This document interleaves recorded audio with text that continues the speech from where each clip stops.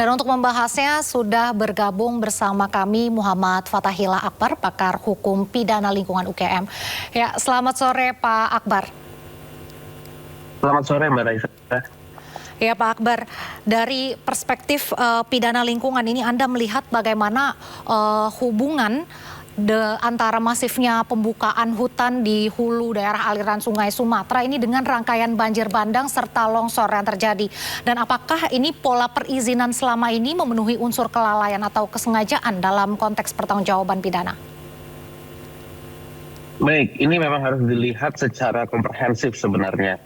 Jadi apakah perubahan peta wilayah hutan tadi itu sudah melalui proses perizinan dan sudah melalui proses studi lingkungan yang baik atau tidak.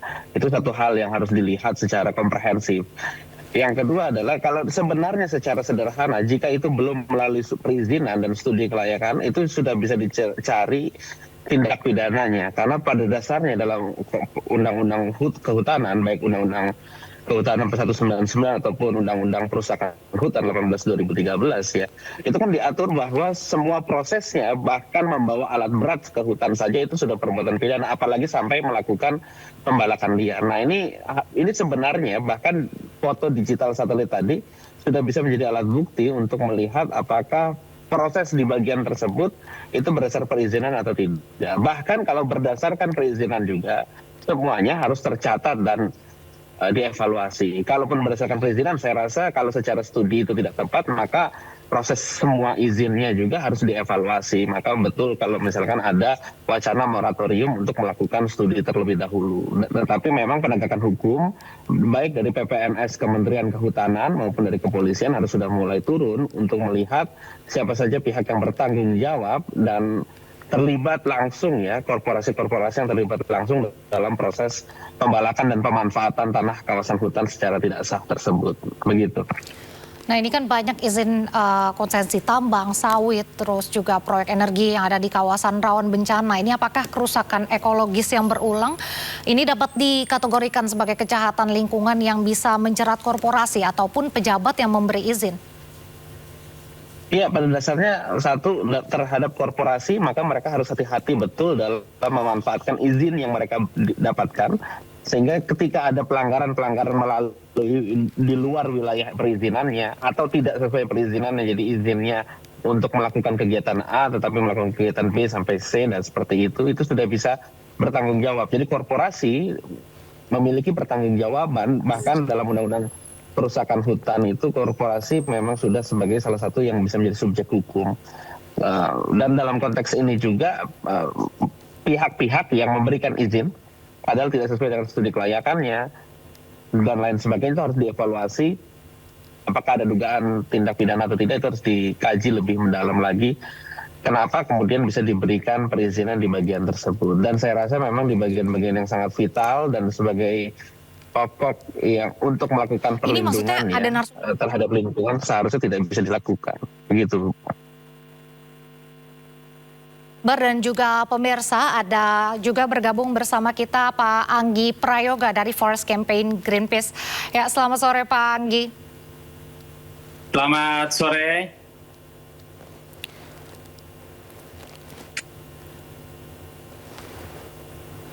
Ya, selamat sore Pak, bisa izin gambarnya di landscape tolong? Di landscape begini? Terbalik Pak, belum. Oke.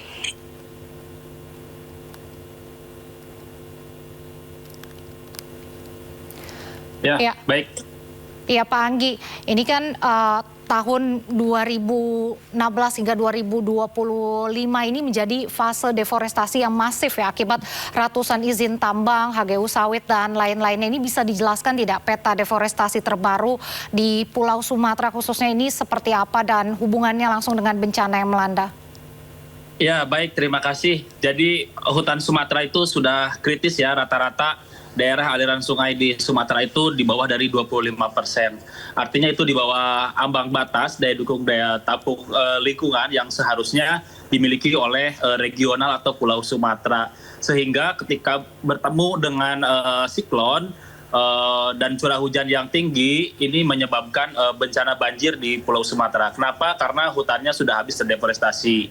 Nah, kondisi ini semakin sulit ketika hutan-hutan di Sumatera hanya tertinggal di kawasan konservasi atau lebih banyak di kawasan konservasi. Ini yang membuat juga Pulau Sumatera sangat rentan ketika ada cuaca ekstrim begitu. Nah, dari temuan Greenpeace ini, izin perusahaan mana yang sebenarnya paling berkontribusi besar terhadap kerusakan ekosistem hulu daerah aliran sungai ini yang memicu banjir dan juga longsor? Ya, ada banyak industri-industri ekstraktif yang dikeluarkan oleh kementerian-kementerian pusat, terutama dari Kementerian Kehutanan, ya, memberikan izin-izin konsesi-konsesi kehutanan dalam bentuk HPH dan HTI di Pulau Sumatera. Kami melihat beberapa konsesi di Aceh, di Sumatera Utara, dan di Sumatera Barat itu justru merusak hutan yang ada. Nah, kemudian juga banyak sekali titik-titik longsor itu terjadi di lokasi hutan tanaman industri konsesi yang ada di Aceh. Artinya sebetulnya konsesi-konsesi hutan tanaman industri yang diberikan oleh Kementerian Kehutanan ini harus dievaluasi, harus diinvestigasi, dan harus diaudit. Begitu. Baik, Pak Akbar ya sekarang, Pak, ini menurut Bapak dalam konteks rapat kerja Menteri Kehutanan dan DPR hari ini nih, apa kira-kira celah hukum terbesar yang menyebabkan pengawasan selama ini pengawasan perizinan itu lemah, Pak? Ya, sebenarnya begini, dulu kan Undang-Undang Kehutanan dibuat 4199 sudah dengan ketentuan pidana. Tapi kemudian dibangun lagi yang lebih baik di 18/2013 tentang Undang-Undang Perusahaan Hutan, di mana di situ dia mengatur secara komprehensif perusahaan hutan sebagai pidana. Jadi tidak lagi berbicara administratif seperti 4199. Nah, sebenarnya tujuan dari konteks itu adalah bagaimana proses penegakan hukumnya harus sangat kuat. Tetapi sayangnya Undang-Undang Cipta Kerja kan mengembalikan 4199 pidananya, kemudian menjadi melemahkan pengawasan. Bahkan dulu sempat ada lembaga pencegah perusakan hutan yang dia betul-betul lembaga koordinasi untuk melakukan audit, evaluasi, dan investigasi juga terhadap proses pengelolaan hutan. Nah, dalam konteks ini seharusnya rancangan undang-undang itu kembali memperkuat 18/2013 sehingga kehutanan ini betul-betul dijaga, dan bahkan tadi pemberian izin dan lain sebagainya yang tidak sesuai dengan studi lingkungannya itu harusnya dikriminalisasi juga, karena sudah bukan tawar-menawar lagi bahwa kita harus bisa menjaga lingkungannya dan harus tegas terhadap perusakannya. Jangan sampai izin itu menjadi legalisasi perusakan hutan, kan itu yang kemudian harusnya dibangun dan diaudit secara investigatif. Jangan sampai izin-izin itu diberikan terhadap hutan yang seharusnya dia tidak boleh digunakan dalam konteks industri ataupun digunakan mengurangi perlindungan terhadap lingkungan itu sendiri. Mungkin begitu. Ya, Pak Akbar, Panggi, dan juga pemirsa, anggota Komisi 4 dari fraksi Nasdem, Rajif, bahkan membeberkan sejumlah perusahaan yang beroperasi di Sumatera termasuk PT Toba Pulp Lestari. Bahkan menurut Rajif, Bupati Samosir menolak bantuan dari perusahaan pulp ini karena dinilai telah berkontribusi merusak hutan Sumatera. Tidak hanya PLTA, Walhi dan Jatam turut menuding 6 perusahaan lainnya. PT Aginkot Research, dia tambang, PT Sol, geotermal, PT Pahae Julo Mikro Hydro, dan PT Toba Pulp Lestari. Nah, khusus PT Toba ini sampai Bupati Samosir itu mengeluarkan edaran tidak mau menerima CSR dan bantuan apapun dari PT Toba. Saya punya suratnya Pak Menteri. Jadi sampai Bupati pun lagi butuh pun dia patut diapresiasi, dia nggak mau, dia menganggap perusahaan ini merusak lingkungan. Jadi kami minta penjelasan dari Kementerian Kehutanan seperti apa PT Toba Pulp ini. Karena di surat ini saya bacain surat dari Bupati Samosir. Dalam rangka mempertahankan kelestarian, poin 1, tidak menertibkan rekomendasi atau dukungan pelaksanaan kegiatan yang berpotensi merusak lingkungan. 2, tidak menerima bantuan CSR dari pihak perusahaan lembaga dari usaha yang berpotensi merusak lingkungan termasuk PT Toba Pup Lestari Tbk. Artinya kalau sampai bupati aja berani dia berada di daerah sana dan perusahaannya juga di sana berani mengeluarkan edaran itu, kan berarti perusahaan ini mungkin menjadi penyebab perusakan dan bencana ini. Ya, saya ke Pak Akbar dulu, bagaimana tanggapannya terkait dengan pernyataan anggota DPR tadi, Pak Rajif, yang mengatakan bahwa PT Toba Pup Lestari ini bahkan melakukan kerusakan lingkungan sampai ditolak oleh Bupati Samosir. Menurut Anda ini seperti apa?